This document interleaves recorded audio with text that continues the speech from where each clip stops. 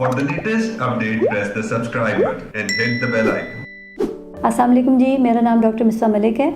मैं consultant gynaecologist हूँ और गायनी और ऑप से रिलेटेड जितने भी इश्यूज़ होते हैं जिनमें बच्चों के मसाइल, पीरियड्स का वक्त पे ना होना, पीरियड्स में ब्लीडिंग का ज़्यादा या कम होना, हार्मोनल इम्बैलेंस, पॉलीसिस्टिक ओवरीज, शादी होने पे बच्चे ना होने के मसले जिसको इनफर्टिलिटी बोलते हैं, और प्रेगनेंसी होने की सूरत में प्रेगनेंसीज़ के सारे इश्यूज़ जिसमें प्रेगनेंसी के दौरान बच्चे की ग्रोथ ठीक ना होना या फिर ब्लड प्रेशर या शुगर हो जाना या अबॉर्शंस हो जाना, और पॉलीसिस्टिक ओवरीज और माहवारी बंद होने के बाद के मसाइल, यूट्रस के cancers, ovarian cyst, ovarian cancers और इस तरह के दीगर मसाइल, लेप्रोस्कोपी के ज़रिए सर्जरी जिसको पेशेंट की ज़ुबान में लेज़र सर्जरी बोलते हैं, 1 या 2 होल्स के ज़रिए जो सर्जरी हो जाती है और बड़े बड़े कट्स नहीं लगाने पड़ते, और कॉस्मेटिक गायनेकोलॉजी, ये सारी मेरी स्पेशलिटी हैं और मैं इनको पिछले 25 साल से डील कर रही हूँ।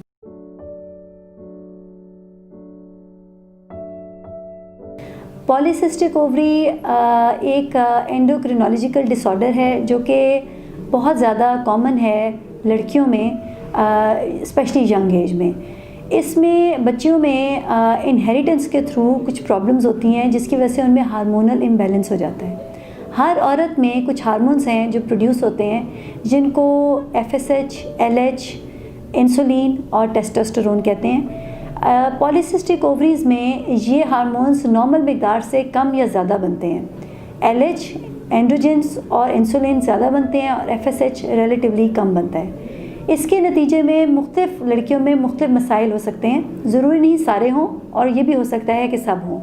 और इन मसाइल में कॉमन मेंस्ट्रुअल इरेगुलरिटी है जिसमें मेंसेस के प्रॉब्लम, जैसे पीरियड्स का 5-5, 10-10 दिन, 2-3 हफ्ते ऊपर हो जाना, कभी कभी महीना, 2 महीना या कई महीने स्किप हो जाना, या होने पे ब्लीडिंग बहुत कम होना, या कभी कभी पूरा महीना थोड़ी ब्लीडिंग या ज़्यादा ब्लीडिंग कंटिन्यू रहना, ये हो सकता है।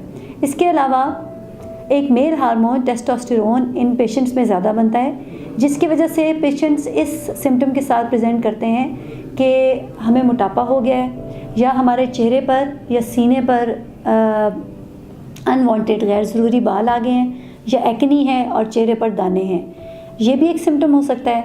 और इंसुलिन की वजह से, जो कि insulin receptive resistance polycystic ovaries में होता है, उसकी वजह से पेशेंट में ब्लड ग्लूकोज लेवल ज़्यादा हो जाता है और डायबिटीज़ होने के ख़तरे भी ज़्यादा होते हैं। इन हार्मोन्स के इम्बैलेंस की वजह से पेशेंट को कंसीव ना करने का इशू हो सकता है, या कंसीव करने पर बार बार एबॉर्शंस होने का इशू हो सकता है, या फिर डायबिटीज़ मेलाइटस, कार्डियक प्रॉब्लम्स, दिल के मसले, ब्लड प्रेशर का हाई हो जाना, साइकोलॉजिकल प्रॉब्लम्स, ये सारे प्रॉब्लम्स पॉलीसिस्टिक ओवरीज में एक औरत हमारे पास प्रेजेंट कर सकती है, इनमें से 1, 2 या ज़्यादा मसाइल के साथ।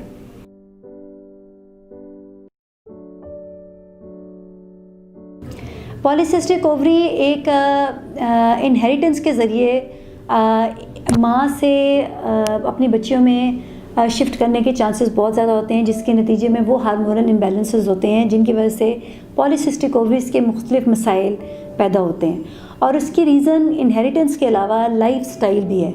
आजकल बच्चियाँ junk food, white floor, sugary drinks, processed foods और एक्सरसाइज का ना करना, मोबाइल लेकर एक जगह पर बैठे रहना, उसकी वजह से ओबेसिटी हो जाना और नो एक्सरसाइज, ये वो चीज़ें हैं जो कि दिन ब दिन बढ़ते हुए पॉलीसिस्टिक रीजंस की वजह हैं। अपनी लाइफ में healthy diet, non processed food को प्रमोट करें, एक्सरसाइज करें जिसके नतीजे में आपको पसीना आए, दिल धड़के कम से कम 35 to 40 मिनट्स के लिए, जिसमें आप रनिंग कर सकती हैं, योगा कर सकती हैं और आप फ्लोर एक्सरसाइजेस भी कर सकती हैं, आप जिम भी ज्वाइन कर सकती हैं। आप घर में सिंपल यूट्यूब पे कोई भी एक अच्छे ट्रेनर को लेकर अपने कमरे में एक्सरसाइज कर सकती हैं। किसी किस्म की एक्सरसाइज ज़रूर कीजिए ताकि ना ओबेसिटी हो और ना पॉलीसिस्टिक ओवरी हो।